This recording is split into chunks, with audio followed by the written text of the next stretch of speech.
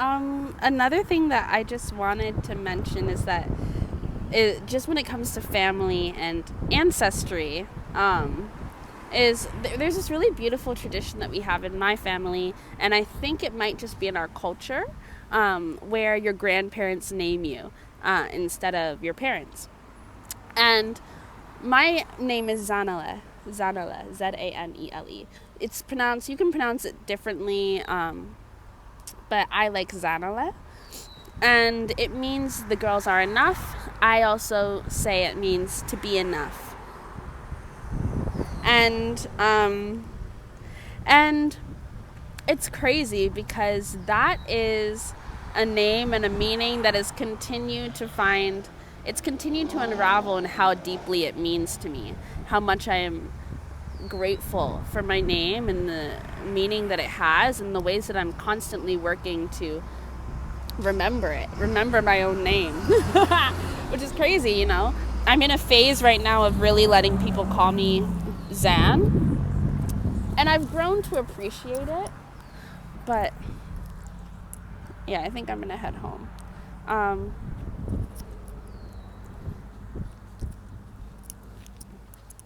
Hi. And I've grown to appreciate it, but I am still someone I really want to get back to a place where I am called Zanele, and I hear my full name spoken more often. Like, I've got it set in my mind that when I meet, I've cleared a lot of people out of my life and let go of a lot of people. And I have this thing that for when I step into this new phase in my life and I start to meet the people I'm already in the new phase, but once the people start to come in who will be around for whoever knows how long, I would like them to know me as my full name and to call me that. And I almost feel like cutting my name short for me has been cutting myself short and basically announcing that I am not enough. It is not the name my grandparents gave me. Zan is a name that I adapted for this world, for the Western world, and for people who couldn't pronounce my name, even though it's quite simple. And I recognize all the ways that my heritage and my ancestry as an angel is represented. My dad always tells this story from the Bible about how people asked what was an angel's name or something like that. I don't know how it goes exactly, but he said that the angel said that you wouldn't be able to pronounce their name, and that was just so interesting to me. And I feel like that is something that expresses itself in my own life. But just as we are opening up accessibility in the Bible and in religion, and understanding that these things are, yes, complicated, but also the more you complicate things, the more space you open up for people to understand, and the more trust you place in people and in their ability to understand, And so I have to begin to trust people enough with my name to let them hold it on their tongues and then hold them to, pronouncing it correctly. It's hard, it's exhausting, and it tears at you to have your name consistently mispronounced.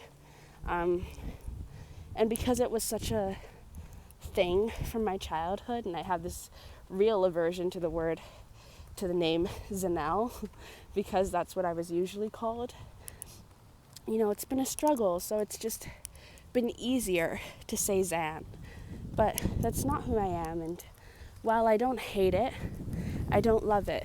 And I'm in a phase of life where I'm like, if I don't love it, why is it there? I don't want to exist in any energy but love.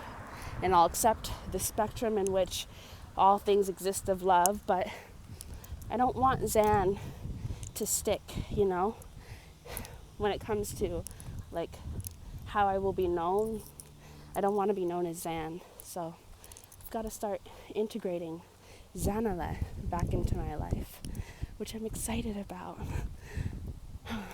But yeah, that's just something that came to mind. And I was just thinking how interesting it is that your family and your ancestors know you before you've even gotten a chance to allow your life to play out. They know you, you know? How many times do we hear somebody with a name and be like, oh yeah, that name fits them? Even if there's a million people with that name as well. It fits each person, and when a name doesn't fit, you have to change it. It's important, and we know when a name doesn't fit, you know? All of that is really special. Names are so special and so important, and I'm really excited that we're moving into a stage where people are feeling free to be more intentional and creative and authentic in the names that we have. You know, people make fun of others, but I think people should name their kids whatever they want, you know. We're just opening up the world to be more than these standards that were set hundreds of years ago, thousands of years ago, that just don't apply anymore. You know, they just don't apply. And you just see things echoed, lessons and understandings that you're learning. You see the ways that your own cycles are echoed in the world. You know, I saw my sister, I think, or somebody sent a video of this girl asking, you know, America why they follow the Constitution, a document that's 300 years ago. And so there's that conversation. Then there's conversations I have with my dad and in my own family around the Bible and how seriously we're supposed to take it, and what about reading in between the lines and following these standards that were set hundreds of thousands of years ago, or even standards that were set by somebody that isn't you, because your relationship to spirit, to God, is meant to be individual, and then you carry in your own individual lessons and understandings into a community library so that we can all contribute to this Bible, you know? The Bible is constantly being written. And we can, yes, of course, always reference the past, but we're not really meant to be guided by it. We're meant to be guided by the present. At least that's what I think right now. So it's interesting because I've been constantly seeing the ways in which ultimately we are all one, and we are ultimately a community of people with, you know, various spectrums and expressions of the same things. And then it makes me feel closer to spirit because, you know, I have to see, or I have to ask or believe that if this is going on Earth, that it's going on in our galaxy. And if it's going on in our galaxy, it's going on in our universe. And if it's happening in our universe, it's happening to spirit as well. Which is why for a really long time I was talking about why I feel like, you know, ultimately this movement towards, or well, like climate change and that expression and all of these revolutions and like all of these conversations around darkness and death and that energy and reclaiming that is an expression of spirit also talking about what they would like to come to an end and how they need to work on their self-love. But spirit works through us because we are all spirit, you know.